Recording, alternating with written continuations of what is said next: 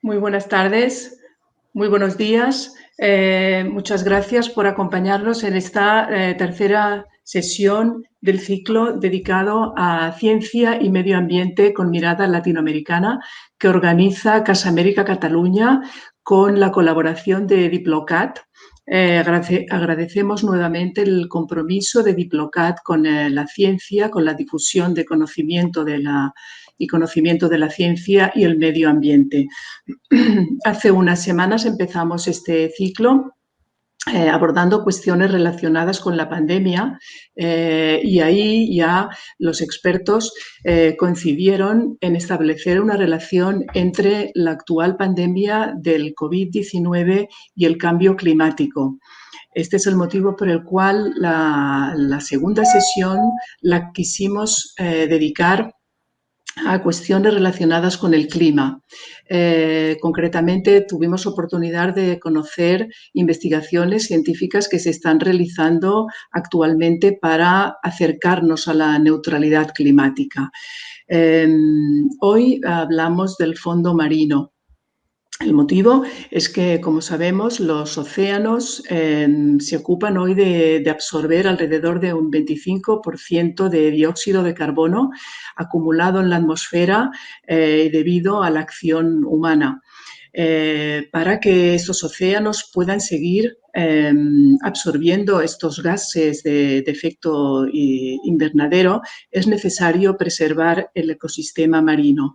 Estos ecosistemas marinos dependen en gran medida de la salud también del lecho marino, con su riqueza a nivel de esponjas, de corales, de anémonas, y una riqueza, una biodiversidad que hoy está en riesgo debido a malas prácticas como son la sobrepesca, la pesca de arrastre, la pesca industrial y el incontrolado vertido de desechos en el mar. Para hablar de la imprescindible preservación de esta biodiversidad marina, tenemos hoy a dos grandes expertos, una bióloga germano-chilena que vive desde hace 20 años en la Patagonia y que investiga, documenta y hace activismo también a favor de la preservación, de la conservación del fondo marino. Verena Hauserman, muy buenos días. Muy buenos días, muchas gracias por la invitación. Estoy muy contenta de estar aquí. Muchísimas gràcies a ti. Con ella conversarà Josep Maria Gili. Molt bona tarda, Barcelona, estàs? Sí, bona tarda a tothom. Sí. Un plaer estar amb vosaltres. Josep María Gili es investigador, también un gran divulgador, ha dedicado toda una vida a hacer también activismo medioambiental y él es investigador del Consejo Superior de Investigaciones Científicas y actualmente trabaja en el Instituto de Ciencias del Mar de Barcelona. Antes de darles paso, para que puedan charlar, va a ser Josep María quien va a dirigir esta charla, avisarles de que terminado el debate vamos a tener un regalo que nos ha ofrecido Verena, que es la proyección de un cortometraje donde ella cuenta a través de maravillosas imágenes del fondo marino de la Patagonia todo lo que está sucediendo, todo lo que tenemos todavía por descubrir y por preservar, y lo conoceremos a través de este cortometraje documental dirigido por Eddie Frost, que ustedes en menos de 20 minutos podrán ver en directo online después de este debate. Bien, yo le doy la palabra a Josep María Gili, os agradezco de nuevo vuestra participación y nos vemos dentro de un ratito para poder trasladar las preguntas del público que esperemos que nos puedan hacer llegar a través de los canales de Facebook y YouTube que nos están siguiendo. Muchísimas gracias y hasta luego. Bien, gracias a vosotros por la oportunidad y la verdad para mí es lo que agradezco es poder otra vez encontrarme con Breni luego de tantos años. Es de las personas que aunque hayan pasado 10 o 12 años sin vernos, es como nos hemos visto ayer, ¿no? Evidentemente que yo la verdad es que soy un entusiasta de tu investigación, te voy a tutear porque nos conocemos Y la verdad es que aunque desarrolles tu actividad en un lugar tan remoto, tan inhóspito de alguna manera como es la Patagonia chilena, tu investigación llega a todo el mundo. Los investigadores sabemos y seguimos lo que estáis haciendo y realmente no deja, incluso hoy en día, de sorprendernos esa extraordinaria biodiversidad, esa extraordinaria vida que se alberga en los fiordos chilenos y, sobre todo, recientemente, su fragilidad frente a cualquier impacto humano. Yo, personalmente, me acuerdo que lo comentamos hace unos años, creo que fue en Punta Arenas, pero siempre me ha quedado una pregunta, que es un tópico, ¿no? Es decir, ¿qué hace una mujer como tú en un sitio como este? Pero la forma de decir es, ¿cómo te vino el interés por ir a Patagonia y quedarte allí desarrollando tu trabajo? Bueno, la primera vez que llegué a Chile fue con una beca de intercambio por la Universidad de Múnich, la Ludwig Maximilians Universidad, donde estudié en conjunto con Fossi, mi actual marido. Y en este tiempo, él me contó de esta oportunidad de intercambio y él dijo que él va a ir. Y ahí cuando estuvimos pareja, fue como justo ahí donde él debería haber salido a Chile por un año. Y ahí dijimos, no, eso no es muy bueno para empezar una relación. Y de esta forma hemos discutido y dijimos, no, pero sería lindo ir en conjunto. Así él devolvió su beca y dijimos que vamos a solicitar en conjunto el año después. Y resultó todo y en el año 94 nos fuimos por un año a Concepción para estudiar ahí y llevamos todo el equipo de buceo con la idea de conocer el mar en Chile y en realidad tuvimos la idea de bosques de algas gigantes y queríamos trabajar con estas algas y buceando ahí en agosto. Cuando llegamos no había mucha alga, eran chiquititos porque desaparecen en invierno. Así dijimos, no, eso como es medio fome, tenemos que buscar otra cosa y encontramos anémonas de mar en todos los colores, diferentes especies. Y ahí empezamos a trabajar en Concepción en este año, en las anémonas, y lo más que estudiamos, lo más nos damos cuenta que casi no se sabe nada. Y al final de este año salió la idea de hacer una expedición para la tesis de diploma a lo largo de todo el país y conocer desde Arica hasta Cabo de Hornos para ver cómo está el mar en Chile. Y llegamos con varios metros cúbicos de equipos, como 2-3 años después. Nos compramos un auto y por medio año vivimos en este auto y viajamos a lo largo de toda la costa y fue tan espectacular reconocer primero el desierto, después empezaron los primeros cactáceos, después a los bosques mediterráneos, pero cuando llegamos a la entrada de la Patagonia fue una impresión increíble y recuerdo que vimos eso y dijimos, wow, eso es el lugar de nuestros sueños, eso es donde queremos estar, porque era mucho más diverso bajo agua, era tan bonito en la superficie, era donde se junta montaña con mar y un fiordo, tú tienes una montaña con un glaciar en la punta al lado del mar. Y como los dos amamos el mar y las montañas, yo creo que enseguida tomamos la decisión, eso es el lugar que queremos estudiar y después de poco tiempo igual fue obvio que queremos vivir allá, porque es como la vista es increíble que uno tiene viviendo en este medio ambiente y además es lógico de querer estar muy cerca a los objetos de estudio. Así al final ahí nos tomamos esta decisión de que queremos quedarnos en la Patagonia porque era para nosotros el lugar más lindo del planeta. Sin duda, y lo demuestra que aún estéis allí y ojalá sigáis muchos años, ¿no? A mí lo que a veces también me sorprende es saber, digo, cuando conocisteis todos estos fondos, especialmente los fiordos, ¿no? ¿Qué información previa teníais? ¿Fue descubrirlo totalmente de nuevo? ¿Alguien os había explicado que la diversidad era muy alta o había algún precedente que os orientase o fuisteis realmente aventureros, ¿no? Fuisteis donde aparentemente casi nadie había ido y no sé si hasta qué punto fuisteis de los primeros en observarlo o de los primeros, no digo, el primero nunca se sabe quién es, ¿no? Y si realmente, por lo que dices, os sorprendió tanto, os gustó tanto que dijisteis que, bueno, lo que dices, ¿no? Que aquí me quedo, ¿no? Pero realmente, ¿se conocía algo de lo que vosotros encontrasteis o fue una sorpresa para todo el mundo? La verdad es que en este tiempo solamente leí literatura sobre anémonas de mar, porque era para la tesis de diploma empezando para anémonas, así solamente me informé de anémonas y era una sorpresa completa de ver, porque no conocía a nadie en este tiempo quien ha buceado en la Patagonia, y así fue como una exploración de un lugar totalmente nuevo. Y así se sentía, como uno de esos naturalistas, como hace 200 años, llegando a un lugar donde no se sabe qué vas a ver bajo el agua. Era como este sueño de ser un explorador verdadero y descubrir cosas desconocidas. En realidad fue así. Una de las primeras inmersiones, ahí de repente había estos corales que dijimos, pero ¿cómo hay corales aquí? Como nunca escuchamos que hay corales en aguas tan frías, porque en este tiempo no se habló mucho de los corales de aguas frías. Y después recolectamos algunos y lo tuvimos que mandar a un especialista para confirmar qué es lo que sospechábamos, que hay miles y miles de corales ahí.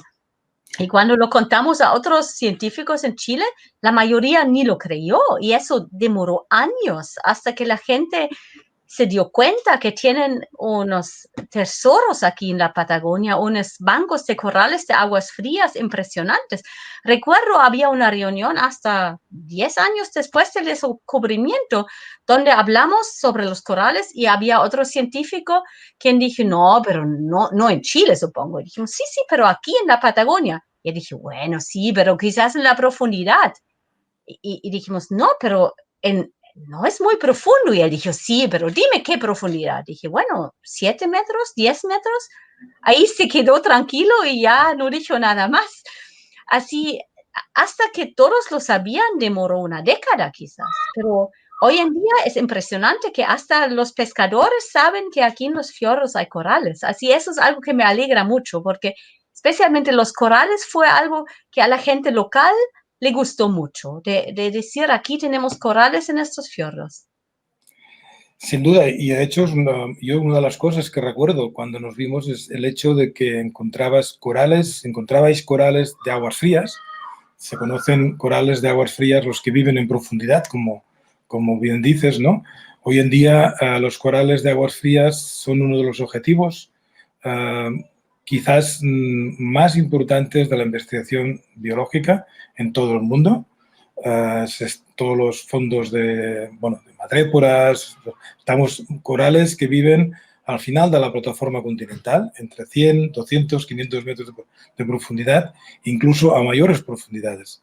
El hecho de que se haya desarrollado toda una tecnología importante como la robótica marina o los submarinos o incluso equipos de buceo profundo han descubierto que realmente en el océano había otro tipo de corales que quizás son tan o más abundantes que los corales propiamente conocidos, que son los que viven en zonas tropicales, ¿no?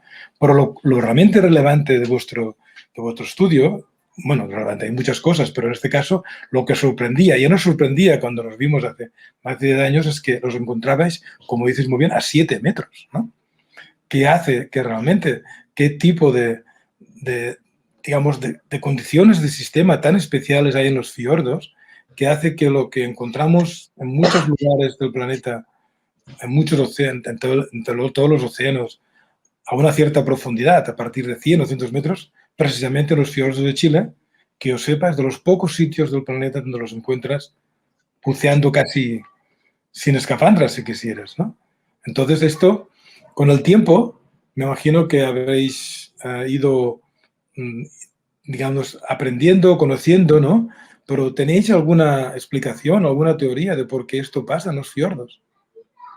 Bueno, ese es un tema que justamente en el momento estoy viendo con varios colegas que estamos haciendo una publicación resumiendo el tema y eso es un fenómeno que se llama emergencia de aguas profundas o emergencia polar, pero y se describió, o no se describió en detalle, pero se mencionó de otras regiones de fiordos, como Nueva Zelanda, como Canadá o los Estados Unidos, como Noruega y Suecia, pero no existe ninguna publicación detallando y explicando o chequeando hipótesis. Solamente es que se menciona de repente y dice, bueno, estas especies llegan ahí en el agua Somero por esta emergencia. Pero si uno chequea y compara, en cada región de los fiordos mencionan otra explicación. Y lo interesante es que es un fenómeno mundial y por eso es poco probable que la explicación se distingue en cada región. Por eso nos gustaría tanto de hacer una comparación mundial, pero eso obviamente es un proyecto quizás de un doctorado. Pero empezamos con juntar los datos que existen, juntar las diferentes hipótesis, explicaciones. Y es súper interesante. Algunos dicen en Nueva Zelanda, se dijo, bueno, hay las aguas superficiales, cafés con tantas sustancias taninas que hagan que abajo sería como en el mar profundo, llega poca luz, es como frío, por eso es similar a la condición del océano profundo. En otras regiones dijeron, no, pero falta la plataforma continental, por eso las larvas de la profundidad llegan enseguida. Hay diferentes explicaciones, pero en Chile no funciona ninguna de estos. No tenemos estas aguas café, tenemos plataforma. Así al final eso demuestra que es mucho más complejo el tema.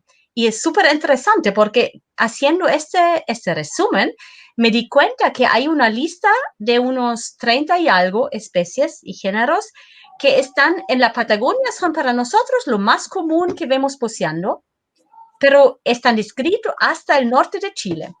Y estuve hablando con colegas quienes bucean en la costa central, norte, y dije, ¿ustedes conocen estas especies ahí buceando?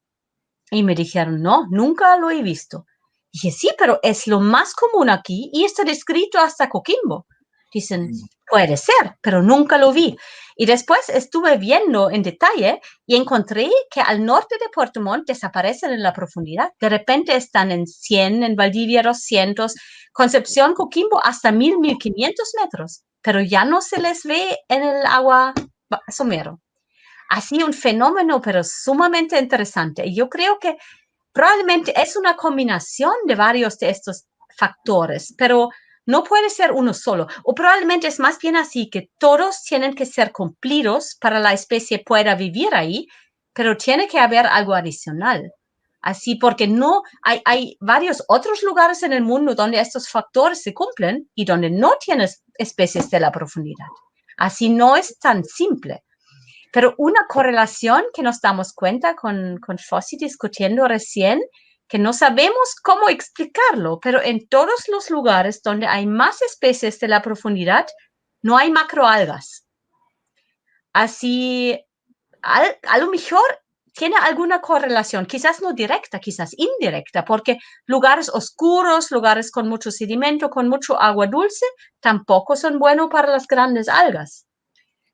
Y quizás la cadena trófica basada en lo que producen los bosques de algas es diferente de lo que necesitan las especies de la profundidad. Pero hasta ahora no sabemos y yo creo que es un trabajo de años, que tendría que ser un gran proyecto para entender este fenómeno. Pero sí o sí, si yo haría mi doctorado, a mí me interesaría un montón. Bueno, yo creo que es apasionante lo que explicas y realmente es uno de aquellos fenómenos o aquellos acontecimientos que pasan en la investigación marina, ¿no? Cada X años se encuentra algo totalmente diferente, ¿no? En el sentido de decir que los corales, como decías, los corales profundos se conocían mínimamente, pero no con la abundancia y la importancia que tienen, que lo hablaremos, ¿no? Yo que me da la sensación de que cada X años el mar si podemos observarlo, si tenemos esa pasión por descubrir, como tenéis vosotros, como tienes tú, ¿no? El mar aún nos tiene, digamos, que abrir muchas sorpresas, nos tiene que dar muchas sorpresas y, de hecho, por lo que explicas, la costa chilena es extremadamente larga. Evidentemente que debe haber una gran diversidad de ecosistemas a lo largo de toda esa costa, ¿no? ¿Y qué impresión tienes? ¿Cómo ves tú esto de ser una protagonista del descubrimiento de algo desconocido, incluso a nivel mundial, ¿no? Digo, yo creo que para un científico el día a día a veces es muy rutinario, pero el hecho de haber encontrado algo realmente distinto, el océano tenía aún muchas páginas que escribir en el libro de la historia del planeta, pero en este caso, digo, ostras, digo, tienes la sensación de que tú estás explicando al resto del mundo realmente algo realmente desconocido que estáis viviendo conocido, ¿no? Y este desconocimiento que de alguna manera transmites con tus trabajos, la pregunta es, ¿cómo ha acogido, cómo ha respuesto la sociedad chilena más próxima a vuestros estudios? ¿Realmente les ha sorprendido lo que os ha sorprendido a vosotros? ¿Realmente lo ven como que tienen un patrimonio espectacular y que realmente gracias a los estudios que estáis haciendo ellos lo conocen? ¿Cómo crees que, cómo habéis llegado a esa sociedad? Porque para que realmente ese gran patrimonio que se está descubriendo, realmente la sociedad tome conciencia que realmente hay que protegerlo, hay que conocerlo, ¿no? Y yo conozco también vuestra enorme tarea en la divulgación, en la difusión de este conocimiento, pero podríamos decir que hoy en día la sociedad más próxima, la sociedad chilena, conoce realmente este patrimonio tan impresionante.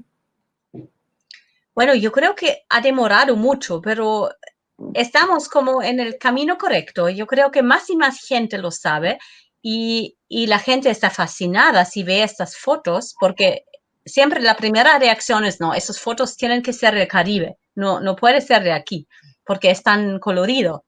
Y después, cuando escuchan que es de la Patagonia, no lo pueden creer.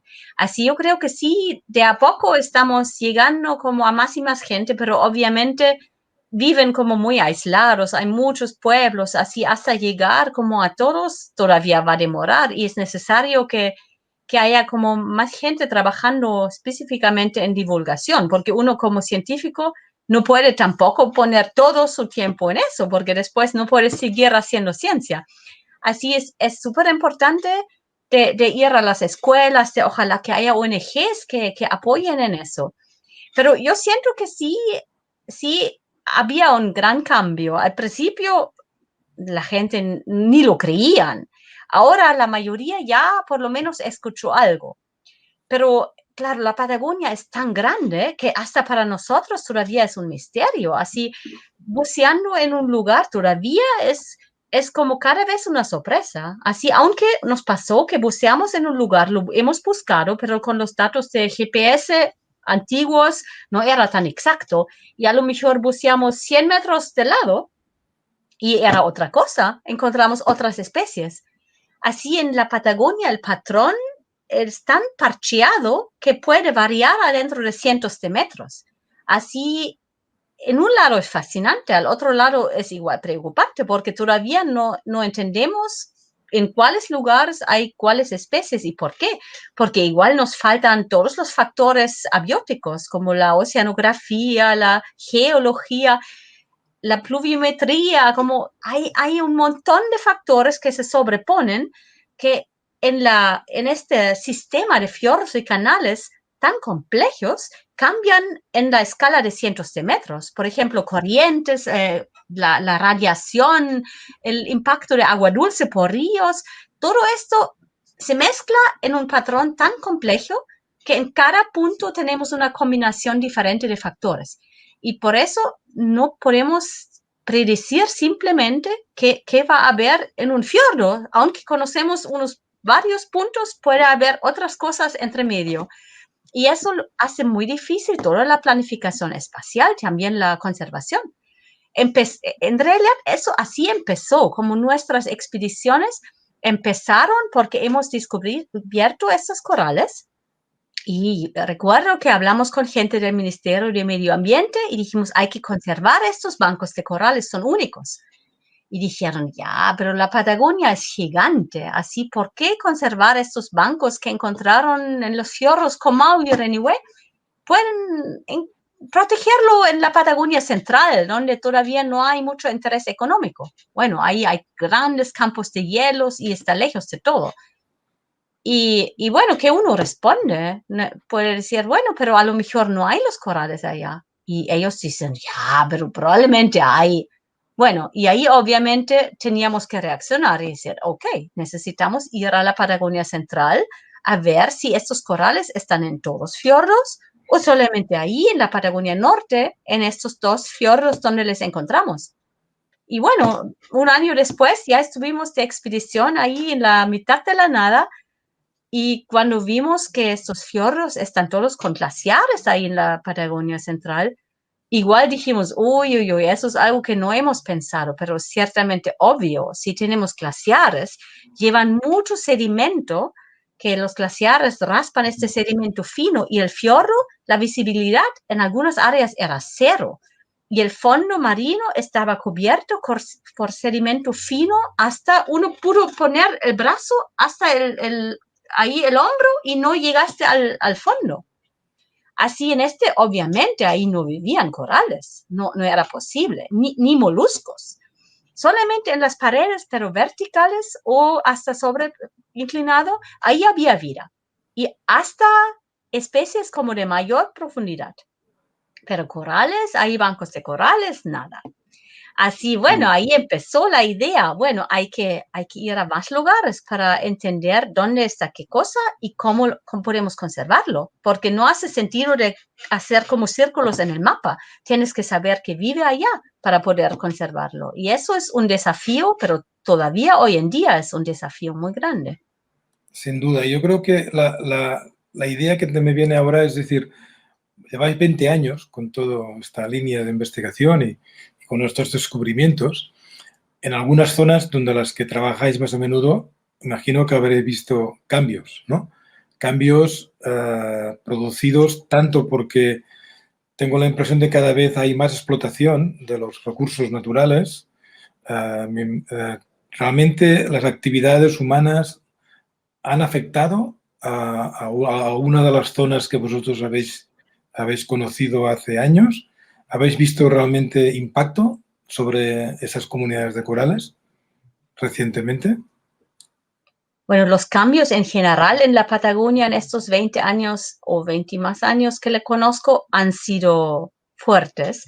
También encima del agua, solamente pensando en la carretera austral que viajamos la primera vez en 97 y era una línea de ripio a lo largo de toda la Patagonia, donde cuando vino otro auto uno tenía que buscar un lugar para parar y dejarlo pasar.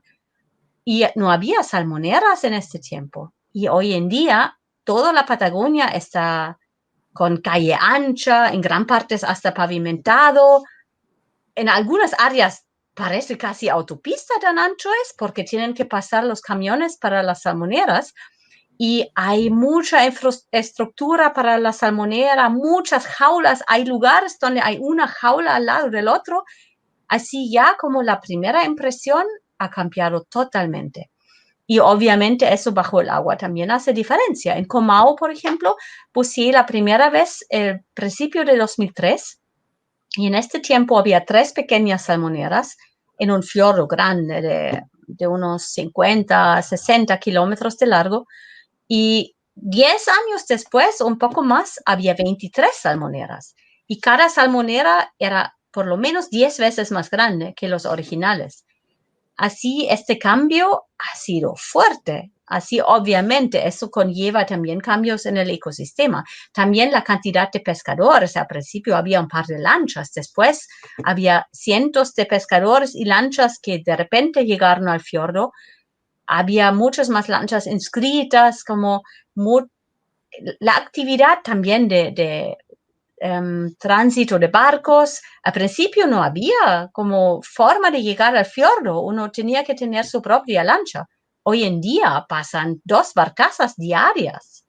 Así, todo eso ha sido como un cambio increíble. Y lo que vimos bajo el agua, por ejemplo, es que hicimos una comparación de un sitio especialmente lindo que nos gustó, que descubrimos en 2003, porque era una península, una pequeña península con un banco de corales gigantes bajo un pendiente, con anémonas naranjas muy grandes, muy viejos, que son de la profundidad, con como una pradera de gorgonias, como látigos de mar, lleno así toda la colina, cuando es como medianamente inclinado, está con gorgonias y en el momento que empieza vertical están con corales.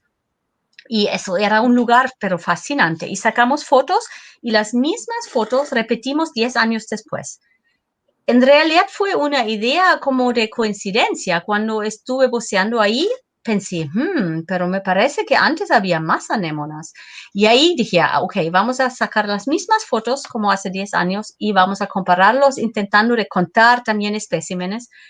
Y nos dimos cuenta que el cambio era mucho más fuerte de lo que era la impresión, porque uno con un cambio lento no se da cuenta.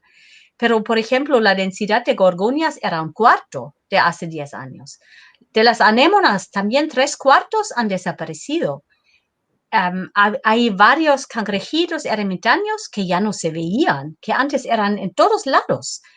Así era un cambio brusco. Otro cambio pasó en 2012, cuando había una mortalidad de los bancos de corales en el fiordo Comau, donde murieron a lo largo de más o menos 15 kilómetros, puede ser más, donde de una semana a la otra, todos corales vivos hasta más de 99% muertos. Y eso era un fenómeno que nos sorprendió bastante. Y al final, intentando de explicarlo, llegamos a la conclusión que este año era un año con actividad volcánica elevada, donde se sentía como olor de sulfur hasta en la superficie, y también hay grietas de cuales vienen como sustancias volcánicas, y estas sustancias hacen que muchos invertebrados son menos capaces de tolerar condiciones con muy poco oxígeno. Y probablemente justo ahí pasó una floración de algas, que es algo que también por la eutrofización, por la cantidad de nutrientes que se acumulan en el sistema, se pone cada vez más frecuente y también cada vez más fuerte. Y había esta floración de algas, y cuando muere la floración, estas microalgas caen al fondo, son consumidas por bacterias, se descomponen básicamente, lo que consume oxígeno. Y ahí hay un momento, unos días de muy bajo oxígeno. Y eso probablemente en combinación con esta actividad volcánica mató a todos los corales. Así es que estos cambios en el fiordo son fuertes y son impresionantes. Por ejemplo, un colega mío estudió el sedimento. Él vio el sedimento de 20 años, de 1990 hasta 2010, y dijo, en este tiempo la producción primaria por lo menos duplicó, puede ser más. Y eso vio en el sedimento. Y eso en realidad es mucho. Eso significa que ingresamos muchos nutrientes al sistema, y así es como pasa con todos lados en el mundo. La eutrofización es un problema mundial, que hay más y más nutrientes en los sistemas, y por eso la diversidad está bajando. Hay varias especies que son buenos en aprovechar de esta comida, que pueden aumentar mucho, y hay muchos más quienes simplemente ya no pueden competir. Sin duda. Y aquí acabas de tocar un tema que yo creo que es importante que lo mencionemos, ¿no? Has hablado que las mortalidades, las pérdidas de biodiversidad, tienen un componente natural, de fenómenos naturales, como por ejemplo el hecho de las emisiones de los volcanes, ¿no? O que también haya un incremento mínimamente de la temperatura que se relaciona con el cambio climático, pero también hay un gran componente antropogénico, ¿no? Entonces, aquí muchas veces me da la sensación de que el cambio climático es como la gran excusa para explicar que los ecosistemas están perdiendo un potencial de biodiversidad, están cambiando su función, pero que las actividades humanas, digamos, no son tan importantes como el cambio climático, cuando no es así, sino que de alguna manera muchos fenómenos, muchos factores que con nuestra actividad causamos al sistema, lo que hacen es, de alguna manera, incrementar los efectos del cambio climático, ¿no? Cambio climático o fenómenos naturales de gran envergadura como el vulcanismo, ¿no? Muchas veces dices que tenemos mortalidades masivas. En el Mediterráneo, por ejemplo, lo hemos tenido recientemente, en el Atlántico también, lo que pasa con los corales tropicales, ¿no? El incremento de temperatura, el incremento de la acidificación, ¿no? son fenómenos que a nivel global están, digamos, preocupando muchísimo porque son los que se les dice, o se les adjudica casi la culpa o la razón de por qué realmente hay una pérdida importante de biodiversidad. Por lo que quizás nos damos cuenta, y has hecho muy bien en explicarlo, que las actividades humanas, ese incremento de eutrofización, que esto pasa en muchos lugares y por lo que has explicado está muy claro que realmente afectó, que hay muchas actividades como una pesca industrial excesiva, un aporte de nutrientes, todo lo que son granjas para cultivos y digamos, los piensos que se dan para los peces o lo que sea, está creando una eutrofización, sobre todo a nivel costero. Esto, evidentemente, que causan los cambios en los fondos marinos. Pero si encima estos cambios, tengo la impresión, no sé lo que piensas, que lo que hacen es incrementar aún más los efectos del cambio climático, ¿no? Que si de alguna manera tuviéramos mucho más precaución en no causar estos cambios, al menos mitigaríamos mínimamente el efecto del cambio climático y no haríamos esa opinión un poco más superficial, generalizada, bueno, porque es un problema del cambio climático, no podemos hacer nada sobre el cambio climático. Al contrario, yo creo, no sé qué piensas, que la sensación de que nosotros todos podemos, reduciendo las actividades antropogénicas, podemos desacelerar o al menos no acelerar los efectos del cambio climático.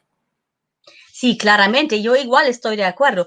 Casi todo lo que pasa tiene como razones multifactoriales, nunca es como una razón. Y el cambio climático crea las condiciones en cual hasta más rápido pasan este tipo de eventos. Tuvimos una marea café muy fuerte en el Fiordo Comau, ahora en marzo-abril. En realidad, la primera marea de floración de algas nocivas, FAN como lo llaman, hasta ahora no había en el Fiordo Comau. Y eso también es uno de los cambios que probablemente tiene que ver con el cambio hacia más nutrientes, hacia más presencia de nitrato y amonio en el fiordo y menos antes que dominaban los diatomeas con el sílica, y hay un cambio en la cadena trófica. Y ahora hay la discusión en Chile. ¿Quién causó estos FAN? ¿Quién es responsable? Varios dicen las salmoneras, otros dicen el cambio climático. En realidad son ambos. Yo creo que el cambio climático crea la condición para una floración de algas o algas nocivas también, porque crea por ejemplo, una temperatura elevada del agua, porque tuvimos un verano muy seco con mucho sol, así el agua superficial se calienta. El agua superficial es menos dulce que normal en un fiordo, porque ya casi no llovió. Y esas condiciones salinas también fomentan estas floraciones de algas nocivas, en conjunto con la temperatura elevada, la radiación elevada. Pero si no hay nutrientes, si no hay suficientes nutrientes, nunca va a haber una floración tan fuerte. Pero si al mismo tiempo tenemos la eutrofización y tenemos una gran cantidad de nutrientes, en un fiordo, en Comau, por ejemplo, cambia su agua hasta máximo 3 veces por año. Así, si tenemos una producción de salmoneras, por ejemplo, increíbles en el fiordo, con 23 jaulas gigantes, de cual cada jaula generalmente emite aguas servidas como una población de 55,000 habitantes, sin limpiarlo. Así uno puede imaginarse que al final, cuando en teoría si producen todos al mismo tiempo, sería como tener una ciudad de más de 1 millón quien bote su agua servida al fiordo sin tratarlo. Así, obviamente, eso significa un gran cambio en el ecosistema. Y bueno, yo creo que viendo esta marea café, esta discusión, que no importa quién tiene la culpa más grande, la acuicultura o el cambio climático, pero la única cosa que podemos cambiar a corto plazo es de echar menos nutrientes. Así sí o sí, la reacción es de reducir los nutrientes. Sin duda, yo creo que en ese sentido es importante lo que comentabas y también un poco la concienciación de la sociedad frente a la preservación de estos hábitats tan espectaculares, ¿no? Y que realmente nuestra actividad puede reducir muchísimo digamos, los impactos del cambio climático. Pero, por ejemplo, un tema también que me gustaría comentarte es, claro, todos vemos el mundo marino, vamos, conocemos bien los peces, conocemos bien los cetáceos, conocemos mucho todo el mundo, digamos, todo lo que es las especies de explotación, pero claro, la gente puede pensar, ¿y Y esas especies, esos corales, esas gorgonias, esas anémonas que viven en las paredes, son tan importantes para que realmente el ecosistema esté sano. A veces tengo la impresión que la gente lo ve como un carácter más, digamos, decorativo, ¿no? Entonces, yo creo que una de las cosas que yo lo he leído en algunos de otros trabajos también es que, digamos, el Ventos, las comunidades del fondo, son imprescindibles para que todo el ecosistema acabe funcionando, ¿no? El hecho que se hable de los bosques de corales, también de macroalgas, ¿no? Esos bosques son esenciales para que muchas especies puedan tener refugio, puedan encontrar alimento, puedan cerrar su ciclo de vida, ¿no? Que a veces la sensación de que el fondo marino es algo, bueno, bonito, pero no hay suficiente conciencia de que el fondo marino es tremendamente esencial, ¿no? Por ejemplo, en todos los bancos de corales de las costas del norte de Europa, como por ejemplo Noruega, esos bancos de corales son esenciales para que el bacalao pueda reproducirse, ¿no? Entonces yo creo que, no sé cómo ves esta necesidad de no solamente transmitir que realmente es una riqueza en biodiversidad extraordinaria, sino que encima tienen una función fundamental para que todo el ecosistema realmente pueda sobrevivir y tirar adelante, ¿no? Sí, claro. Así hay como varios componentes. En un lado, los animales que son esos bioingenieros, como los corales, las gorgonias, las macroalgas, tienen un rol especial porque además de estar ahí como su propia especie, ellos crean un hábitat tridimensional que, como dijiste, da como refugio, da alimento a otras especies. Por eso multiplica la cantidad de especies en una cierta región. Y al otro lado, igual hay que nunca olvidar que un ecosistema es como más estable si está con todas las especies que estaban originalmente en el ecosistema. Y lo más especies que están desapareciendo, lo menos estable será el ecosistema y lo más riesgo que tenemos que por otro cambio pequeño que hacemos, a lo mejor hay cambios fuertes que hasta pueden afectar las especies que económicamente estamos usando. Así, muchas veces hasta hay, por ejemplo, varios equilibrios, donde uno por un cambio llega a otro equilibrio que a lo mejor no nos conviene de nada, pero ya no se puede volver. Tengo hasta como 2 ejemplos de cosas que pasaron aquí en el fiordo o cerca de Puerto Montt, donde, por ejemplo, se sobrecosecharon los bancos de mitílidos, que eran gigantes, eran como bancos de 40 centímetros de grosor, con muchas especies alrededor. Se explotaron y se dejó la piedra lisa. Y en algunos de estos bancos hoy en día hay solamente una cubierta de una especie de anémona y nada más. Y esta anémona aprovechó de este lugar que estaba libre, se asentó, formó una alfombra y ahora cualquier larva que viene de otra especie simplemente está comido. Así ya no puede volver ni el banco de toritos. Así para la gente que estaba cosechando estos bancos igual es un problema. Y justo hace como una semana me llamaron unos colegas y me dijeron, hay un llamado de pescadores de la región de Puerto Montt donde tenían antes erizos que cosecharon. Hay una pradera de anémonas y ya no hay ni un erizo. Y es otra especie, pero pasó lo mismo, que ellos sacaron simplemente todos los erizos y una vez que ya estaba el fondo sin erizos, las anémonas lo poblaron todo y ahora el erizo no puede volver. Así eso muestra que son de repente estas anémonas que todos piensan que no son importantes, pero si uno hace un cambio como antropogénico, puede ser que todo el ecosistema cambia. Así cada especie tiene su papel en este sistema complejo y mientras no entendemos todos estos papeles, mejor no tocarlo. Como eso es el principio precautorio, que en realidad si no entendemos lo que estamos cambiando, mejor no lo cambiamos, porque la realidad es como es todo hoy en día, nos conviene mucho como hombres. Y si está cambiando, lo más probable es que la naturaleza sí o sí sobrevive de cualquier forma, pero los hombres van a estar probablemente en una situación más difícil. Así yo creo que hasta a la gente que no les importan los gusanos, las anémonas, tienen que tener en mente que un ecosistema estable sí les conviene, porque sí hoy en día vivimos bastante bien y todo lo que es degradación generalmente también es peor para el hombre. Así todos dependemos de los servicios ecosistémicos de este mar y si queremos que se mantenga, tenemos que cuidarlo con todas sus especies y no solamente los que queremos comer. Sin duda, yo creo que muy bien lo que dices, que esos ecosistemas maduros, esos ecosistemas de alta diversidad son mucho más resistentes a los cambios ambientales que los sistemas simples, ¿no? Y esto les da un valor muy importante. En tus trabajos y en tus conferencias he visto también que le das, bueno, que es una tendencia global hoy en día en el océano, que es la importancia que tienen las áreas marinas protegidas, ¿no? Que hay que preservar grandes superficies, no pequeñas, no jardines, sino grandes bosques, grandes áreas, porque estas áreas no solamente es la preservación de la biodiversidad, sino son como un laboratorio vivo de cómo realmente funcionan los ecosistemas y que nos ayuden, de alguna manera, no solamente a conservar la biodiversidad, sino a saber cómo se pueden regenerar los ecosistemas, digamos, básicamente, digamos, degradados, ¿no?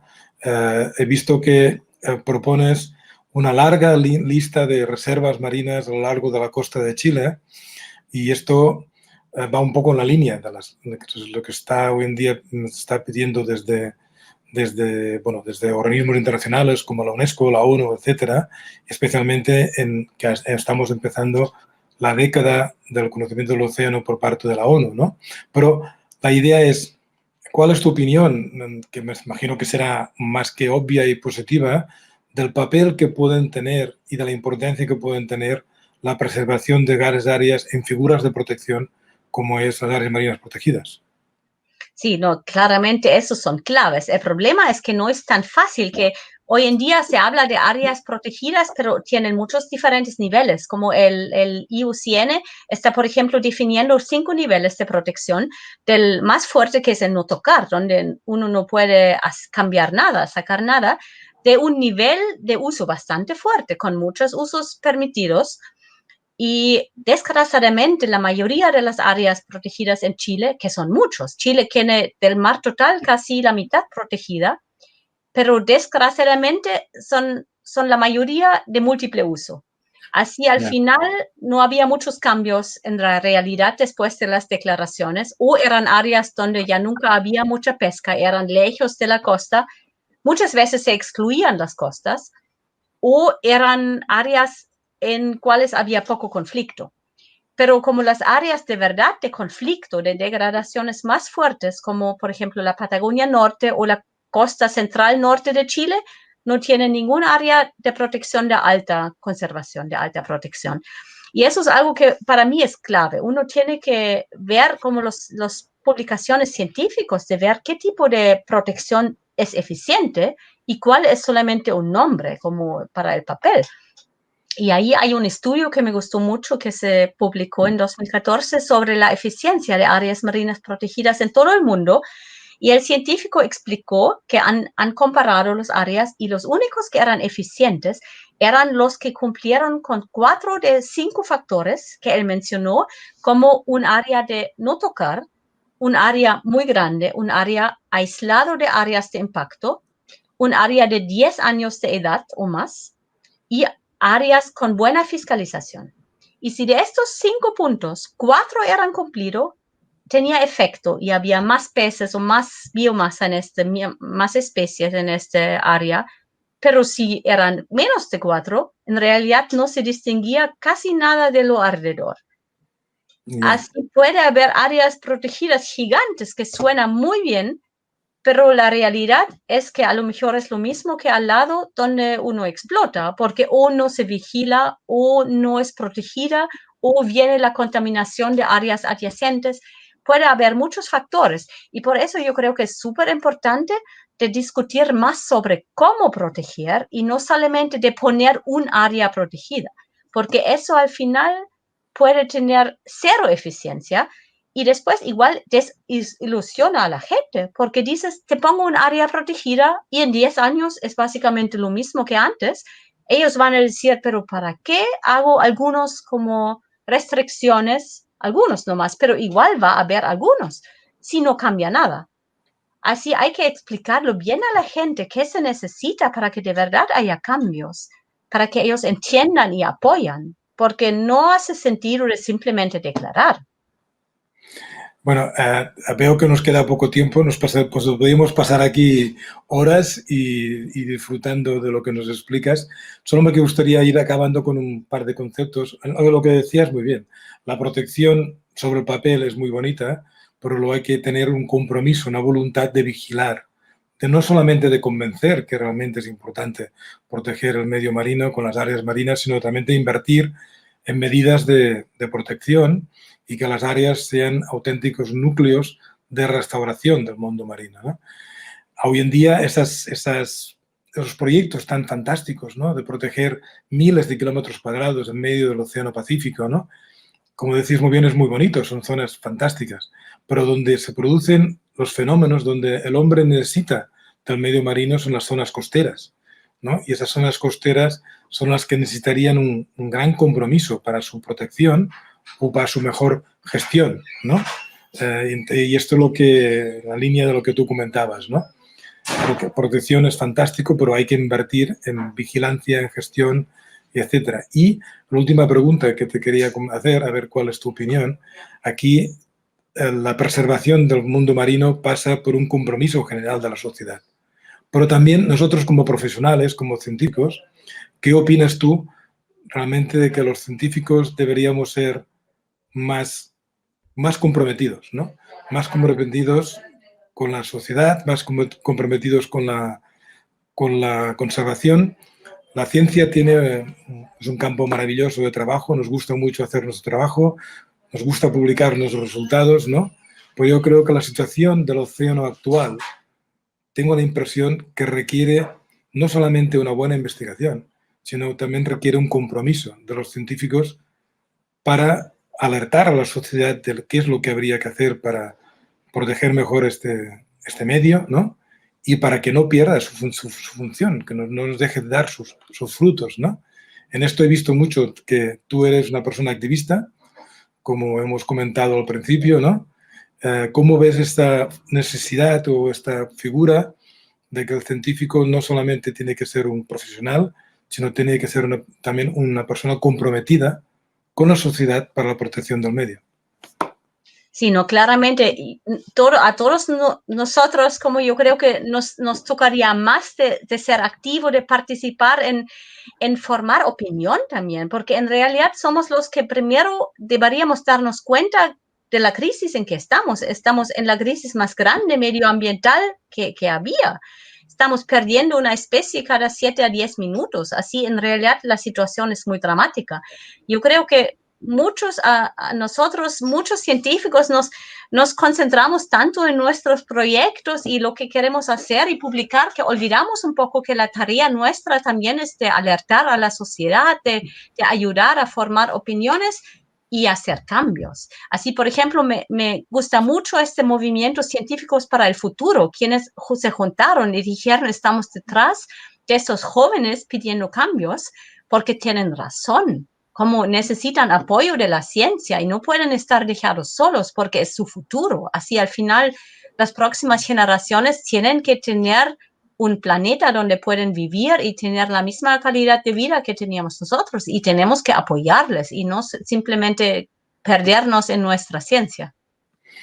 Sin duda, y yo creo que por eso yo creo que ha sido una excelente lección por la Casa América de hablar del mar contigo, ¿no? Y con lo que estás haciendo, porque tiene 3 componentes fundamentales: descubrimiento, pasión por lo desconocido, descubrir algo que realmente no se conocía y que realmente es único en el planeta.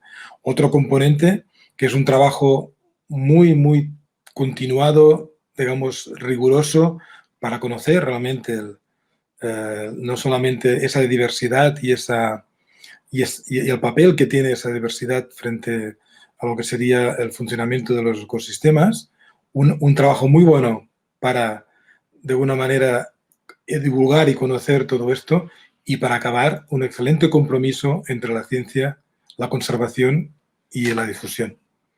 Por eso, estoy encantado de estar aquí y compartir. Creo que compartimos los mismos sentimientos y esto me hace estar muy orgulloso. Gracias. Ya, gracias también, José María, para esta conversación súper interesante. Podríamos seguir por horas y estoy seguro que estamos ahí en la misma línea, porque es obvio que tenemos que trabajar todos en conjuntos para proteger nuestro planeta, y el mar son 71%, así claramente es una parte súper importante, y así el futuro es el mar. Bueno, y es lo más desconocido, ¿no? Y déjame que acabe con una pequeña analogía. Han ido 12 astronautas a la Luna, pero solamente han bajado 3 personas al lugar más profundo del océano. El planeta está en déficit, en conocimiento, ¿no? Y buscamos la vida en Marte y aún no conocemos muchos tipos de vida que hay en el océano profundo, como las fumarolas, ¿no? Claro, no. Esto va un poco en la línea de qué fantástica pasión por ir a buscar en el espacio exterior cuando tenemos tanto y tanto por descubrir aquí. Claro, ¿no? probablemente conocemos mejor la Luna que la Patagonia chilena, y en realidad es tan costoso la investigación por ejemplo, planificar vivir en el Marte, es tan absurdo. Deberíamos gastar la plata en salvar el planeta aquí y ya no planificar la salida de este planeta, porque ya lo hemos destruido. Es absurdo. Efectivamente. Debo decir que después de este debate que habéis establecido, conocemos mucho más la Patagonia chilena, Verena. O sea que sí que os agradezco muchísimo la claridad con la que habéis expuesto la situación y todos los detalles, con una también capacidad para que las personas que no somos de ciencia o especializadas, pues podamos comprender muy bien lo que está sucediendo. Y como tenemos poco tiempo, sí que os la trasladaríamos solamente una pregunta que llega por redes sociales, que si podéis valorar el hecho de que en estos momentos hay una ballena gris del Pacífico que ha accedido al Mediterráneo a través del estrecho de Gibraltar, y en su camino hacia el Ártico, pues se extravió y entró en el Mediterráneo, ¿no? Y está delante de las costas españolas, la provincia de Barcelona prácticamente, o cercana, y por eso, no sé, quizá pedirle primero a Josep María, que seguro sabe de esta noticia, y nos piden qué valoración hacéis de este hecho que, según comentan algunos científicos, tiene que ver con el cambio climático también, sí, en general. Bueno, muy rápidamente, sin duda que es un animal que el pobre se ha despistado, ¿no? Y ha entrado al Mediterráneo cuando normalmente no entran. En parte hay que tener en cuenta que uno de los fenómenos que despistan más a estos animales, los cetáceos, es la contaminación acústica. La acústica hace que pierdan el sentido de la orientación y muchos acaban varando en la costa y hay mortalidades muy grandes, ¿no? Hay muchas ballenas que se despistan simplemente, y más que es joven, por esa contaminación. Pero también el cambio de Mediterráneo se está un poco como tropicalizando. Lo que pasa es que, claro, es una especie de aguas frías, lo cual sorprende un poco que esté en el Mediterráneo. También hay que tener en cuenta que después de la pandemia ha habido mucha menos actividad humana. Mucha menos actividad humana en las costas, ha habido menos navegación. Hemos visto delfines delante de Barcelona, hemos visto ballenas, hemos visto muchos peces. La naturaleza ha vuelto un poco a sus hábitats porque no estábamos allí para molestarles. No ha habido tantas barcas en las costas, no ha habido tanta pesca de esta, digamos turística, o como quieres llamar. Los animales se han acercado a donde estaban antes porque no estábamos nosotros. Entonces, esto ha llevado que no solamente los animales se acercan. Yo, por ejemplo, he visto pájaros en mi jardín, el jardín de la casa, cuando nunca los había visto. ¿Por qué? Porque no hacíamos tanto ruido, no era tanta gente, ¿no? Yo creo que los animales han venido, se han acercado, han ido donde ya estaban antes, pero que no los veíamos, primero porque los molestábamos, ¿no? Es una coincidencia de las dos cosas. Un despiste debido a que las aguas no son exactamente las que le corresponden y quizás y creo que volverá hacia el Atlántico, pero también es una consecuencia de esa naturaleza que es mucho más visible debido a que los humanos no estamos tanto allí para molestarlas. Y en la Patagonia también se ha vivido las consecuencias de este confinamiento. La naturaleza también ha podido recuperar espacio, Verena. Bueno, donde vivo yo, por ejemplo, ahí no, la verdad es que no veo mucha diferencia. Es quizás algo también típico aquí de los chilenos, que yo creo que siempre hay muchas explicaciones porque cada uno tiene que salir y la ciudad no es como tan diferente como está en condición pre-pandemia, porque es simplemente la actitud que la gente, al principio por 2 semanas estaban extremadamente asustados y después volvieron muy rápido a sus cosas. Y hay permisos para que uno pueda desplazarse y había muchas formas donde la gente pudo conseguir este tipo de permiso. Por eso yo no veo como tanto cambio, pero obviamente igual aquí la densidad de población es mucho menor que en el Mediterráneo. Claro. Pues bien, muchísimas gracias a los dos. Enorme placer haber podido escucharos. Este debate se quedará subido a YouTube.